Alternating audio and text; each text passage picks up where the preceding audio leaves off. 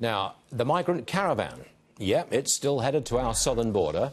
This as we're finding out that the military plans to deploy 5,000 additional personnel to the border. That's America's military, 5,000 personnel going to our border with Mexico. Ken Paxton, the Attorney General of Texas, is with us now. Let's suppose, Ken, that when the migrant caravan arrives at our border, some of them cross the border, just get 1 foot in, claim asylum. As I understand it, they're in. Are we prepared? Are we able to process all these people? Well, obviously we're going to have to. This is a process we've been going through for the last several years, and they understand the loophole, and they're using that loophole. So whether they actually get to stay in the United States while they're waiting for asylum, there may be an opportunity to send them other places so they're actually not here and disappearing. So it is possible that they actually put a foot in but don't stay.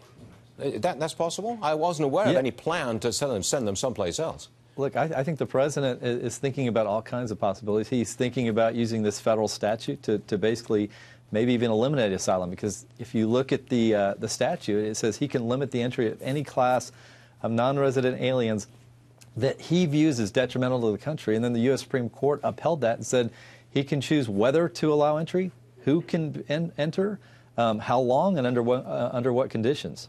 I could see some real problems, though, with we're now sending another 5,000 military personnel to the border.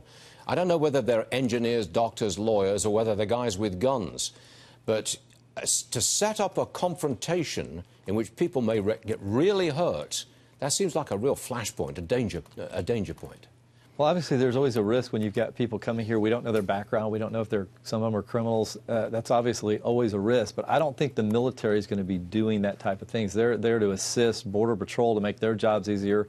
Obviously, we have a lot of people along the border that do that job, and I think that will be their focus. The military will be there to assist, maybe help find them, but ultimately I think Border Patrol will be responsible. Have you drafted in more Border Patrol people? I'm not sure whether that is part of your responsibility or your area, but are you drafting in resources, people, to deal with this oncoming situation?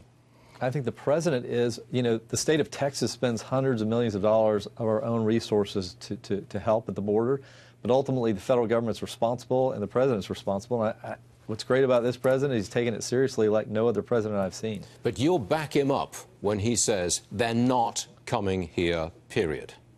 Absolutely. I actually talked to him last week, and that's basically the message he gave us, that he is not going to let them in. And I guess you have intelligence about where this caravan, or caravans, plural, are right now.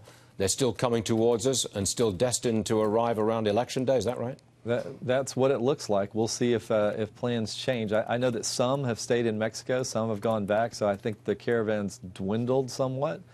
But I think ultimately we'll see at least a few thousand that arrive at our border, likely the Texas border. Got it. Ken Paxton, Attorney General of Texas, thanks for joining us, sir. Always appreciate it. Thank you. Have a great day. Yes, sir. Thank you.